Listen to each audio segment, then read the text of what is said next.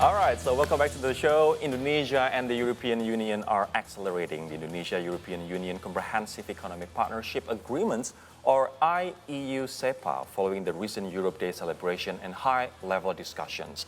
Now, this agreement holds immense potential to reshape the economic landscape between both sides.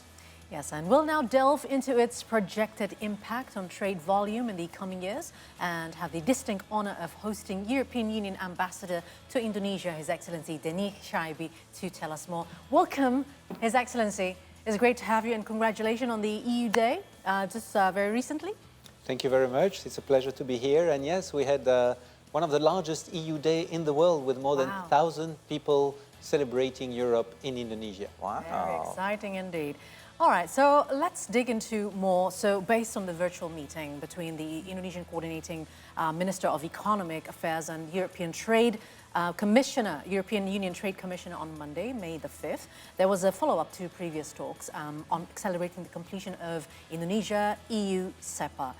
So in your opinion, how significant will the potential impact of this IEU-CEPA, when it's implemented, on trade volume between Indonesia and the European Union? Thank you. Tough question to start. Oh, okay. Well, where do we stand now? We stand in quite a good position. EU-Indonesia trade was about 30 billion euro in 2023, slightly less in 24, with a trade surplus for Indonesia of 7 to 8 billion. So I'm all talking about trade in goods. But we can do much better, because Indonesia is only the fifth provider of goods to the EU in ASEAN. After in ASEAN. Wow, all right. Vietnam obviously is trading more, but also Thailand, Singapore, Malaysia. So we can do much more because Indonesia is much bigger than all these countries. So how can the CEPA can improve that? First of all, if there are lower tariffs, it gives more possibilities to export Indonesian goods, because the Indonesian good will be cheaper to the European consumer. That's a basic. But the second aspect is in comparison with these ASEAN members. So Vietnam and Singapore have already an FTA with the EU, and then Laos, Cambodia, Myanmar have a special regime called GSP. And with GSP, you have lower tariffs as well. So in terms of competition between Indonesia and Vietnam, Singapore, Laos, Cambodia, Myanmar, Indonesia has a lot to gain from a free trade, because then it will be a level playing field with all these other competitors within ASEAN. And then third, we've seen that the US has now taken a different position on free trade than the EU. It's their choice, but the US is the biggest trade surplus of Indonesia, first or second biggest trade surplus. So as Indonesia is looking to diversify its markets, the EU is open for business. Right. So you mentioned earlier that Indonesia is the fifth biggest market for EU, while EU is actually the third biggest market for Indonesia. What are the hindrances so far, and how can actually Indonesia leverage the volume of trade between both entities and to be let's say number one or gateway for ASEAN for EU? Yeah. So if you look at the competitors like Vietnam or Singapore, the situation is very different. Singapore, the EU actually exports more goods to Singapore, but Singapore exports more services. So we should not take Singapore in the equation for ASEAN. But countries like Vietnam or Philippines, there are some similarities with the trade with the EU, especially textile, footwear, some chemicals. And there, Indonesia would benefit greatly from CEPA compared to, let's say, a country like Vietnam. And one should also know that Thailand and Philippines are negotiating also an FTA with the EU, and they are moving very fast. But the key thing is that with the EU, companies, what they like is to do value chain. So you take a product, you do a little bit perhaps in the Philippines, and then also a little bit in Indonesia, where each country is the most competitive. And that's called the value chain. It brings a much higher added value, because you look at a much more sophisticated product with a much higher price. So the real objective of the EU is to work with Indonesia on global supply chain. But talking about the processing, of Indonesian primary commodities, like the downstreaming process, it's been happening for only years, right? Since the the end of President Jokowi's term up to today, right? And Indonesia is still more reliant on primary products export, for example, palm oil, crude oil, and other commodities, rubber, and etc. So, what are the implications for Indonesia's export structure to the EU, which is still reliant on crude products or primary products? Yeah, so that's a very interesting question. Just to look at the figures at the moment of the, let's say, 100% of basket of products exported by Indonesia to the EU, 30% are real commodities, so mainly palm oil and rubber. And then the rest is more machinery and chemicals and minerals. If you look at the downstreaming, first of all, to make things clear, the EU fully recognizes that any trade exchange has to be fair, and that the money that flows from it has to be equally shared, or fairly shared. So therefore, the nickel transformation here is an interesting avenue for the EU to look at other products after that. Let's say catalyst or battery cell, and then battery and cars. But we think that if we have a CEPA, we will have a better environment for foreign direct investment from Europe. And that would allow a higher category of products that in turn then Indonesia would export to Europe, but with foreign direct investment, so that once again we are in the situation where there's a fair sharing of the revenues of trade. All right, okay. Now, as you see, the world is more fragmented nowadays, and there's a heightened strategic competition also going on, especially in the Indo-Pacific. The whole world is looking at this region at the moment. It's very growing as well. So how is the European Union now recalibrate its partnership in the region, especially to promote regional stability in Indo-Pacific, as well as in Southeast Asia? You mentioned there are a lot of possibilities as well for Indonesia, right? But do you have any insights on how Indonesia can actually grab these opportunities even further? Vietnam and Singapore, we are much bigger than those two countries. But again, we still have homework to do. But maybe from your point of view, what can we do to leverage that? Well, I will not give advice to Indonesia on how to conduct their foreign policy. What I can do is explain what the EU is doing with Indonesia in the region. What we want to project is the image of an EU which is a strong, reliable and predictable partner. We feel that in the world of today, we need democracies together to work towards stability. So how are we strong? We cooperate with Indonesia on security issues, on trade, on things. But for example, I inaugurated a seminar on cybersecurity with the head of BSSN. Or we did last year something on underwater drones with the Indonesian army. So we are doing seminars and cooperation on how we work together on security. We want to be reliable, but within the multilateral institutions. We appreciate enormously how Indonesia projects itself in international institutions.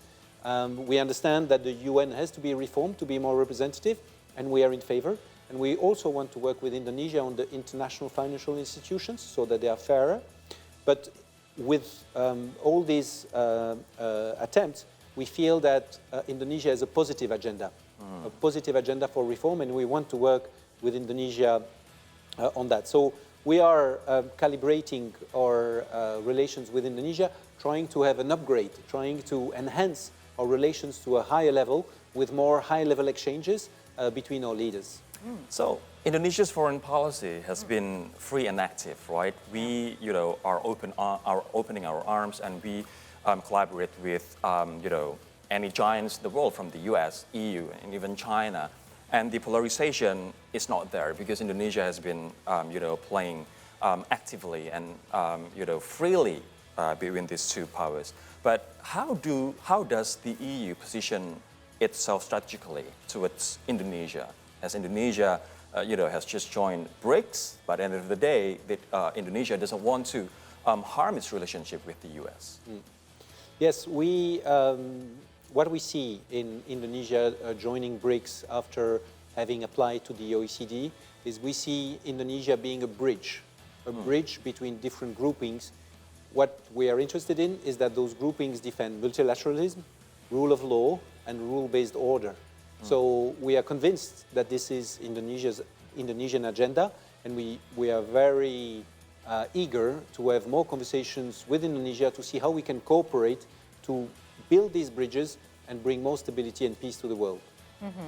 All right, now let's talk about green trade and all that. I mean, European countries are more advanced and have done it earlier than our part of the world. So when we see European Union implementing the green trade policies, such as carbon border adjustment mechanism or CBMA and the EU deforestation regulation, now Indonesia seems like we have barriers in terms of having the structure, the financial system as well, to actually get there and get the standards. So how does the EU ensure that these measures are not perceived as green protectionism? Yes, it is an accusation that we often receive in Indonesia. Accusation it is, huh? Yes, because what is protectionism? Protectionism is a discrimination against products that are not coming from you.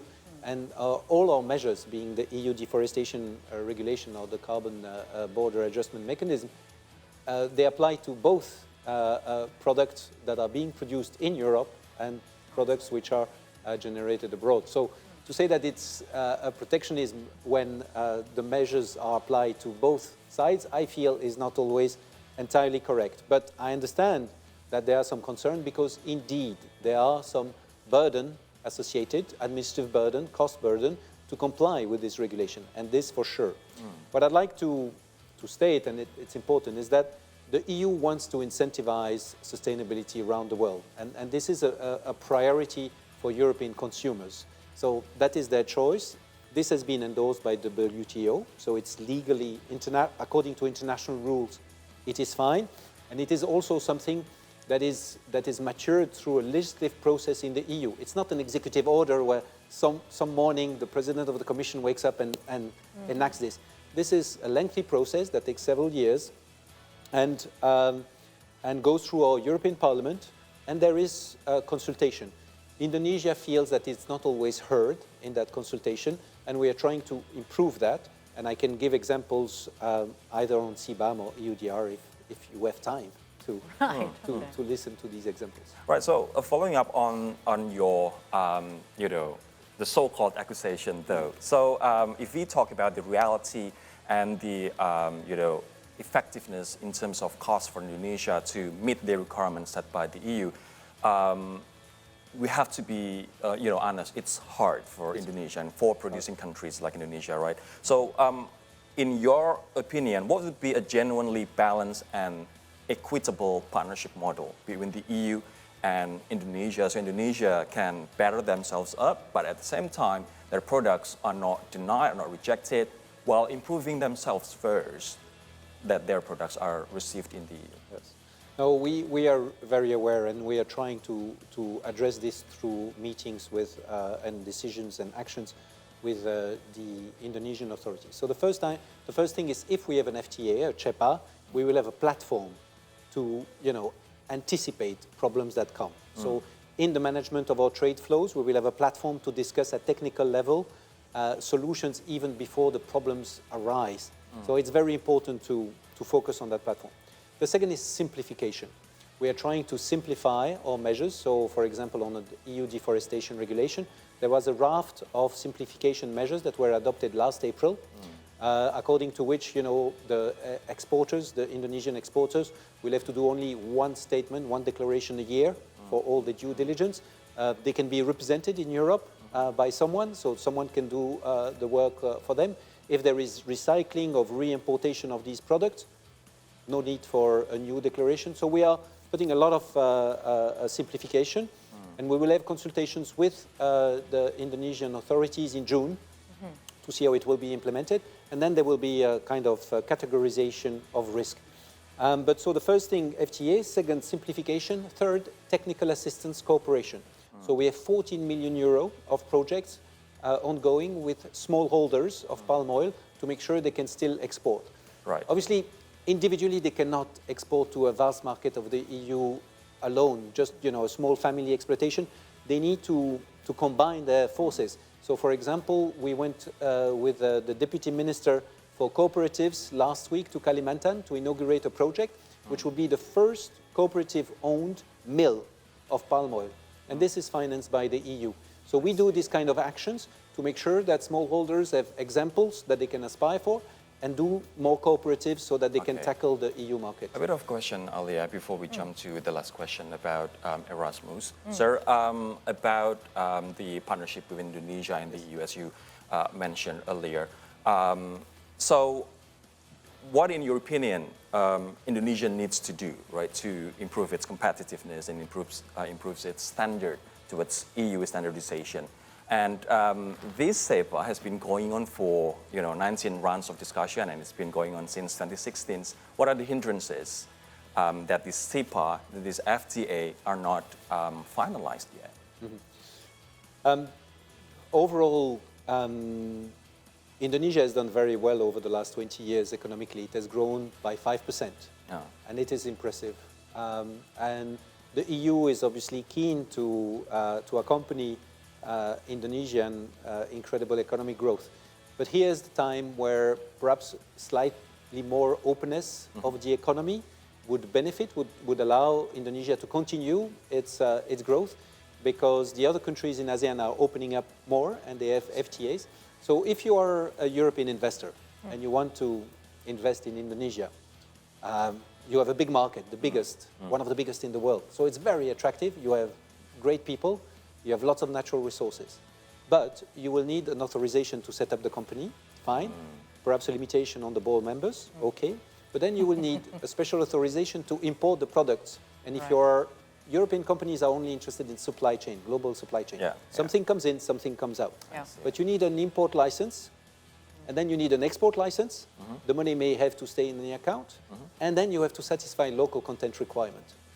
So for all this, what we need is not to do away with that, but we need to have either a preferential regime for EU, so that there's an advantage, or we need to have some form of simplification with predictability. The investors knows that this is the rule and that the rule is going to be the same for the length of the investment. So simplification and predictability. Yeah, secure, right? Yeah. Okay, especially the timeline as well.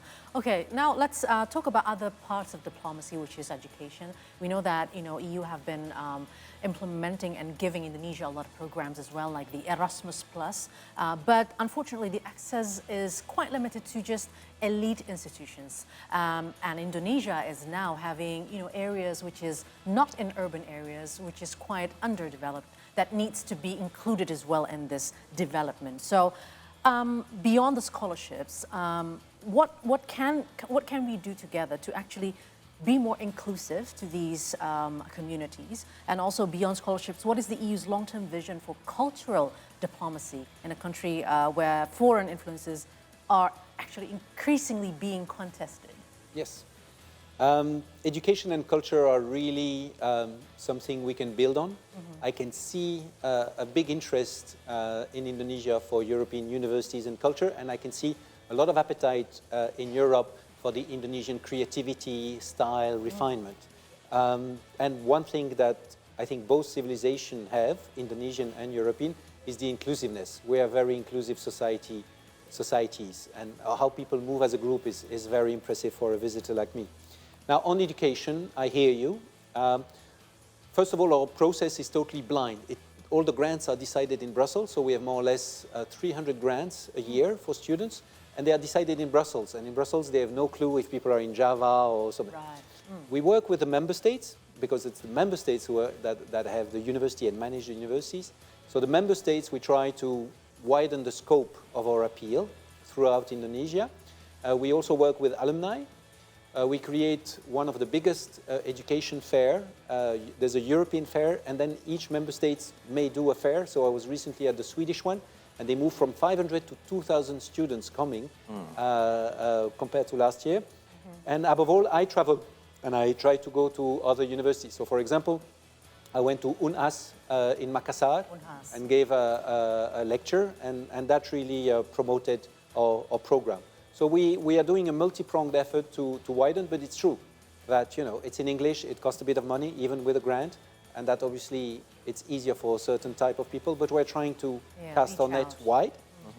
On culture, we are doing a lot of things with the member states. The member states are at the forefront of culture, and we are lucky. We have, Institut Français de la Culture, we have the Dutch Erasmus House, we have the Italian Institute of Culture, so we have lots of member states that have their own cultural institute, not only here but also in other parts of Indonesia.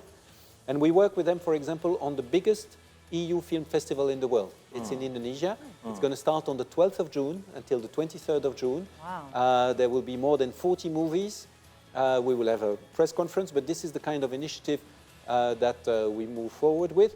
And later, I'm leaving you and I'm going to promote art subs. You know, art jog? Yeah. So Art someone in jog, Surabaya has replicated that with Surabaya.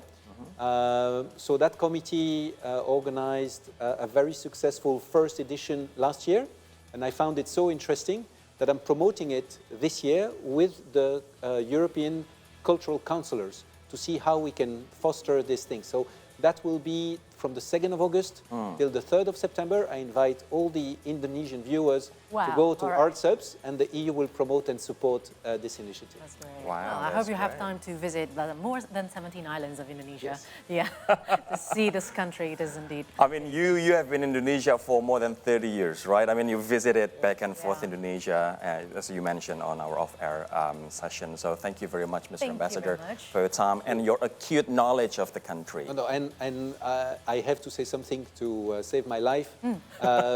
My wife loves the country, she loves her time here, and she appreciates the Indonesian society so much. Right, Thank you, so wife thank of you His very Excellency much. Denis Chaibi. Thank you so much for coming by to see today. Thank you. All right, so we'll be back after the break, so don't go anywhere. So please stay with us until our new show on See You Today. As Ali will be back with some economics and business updates. That's true. So stay tuned.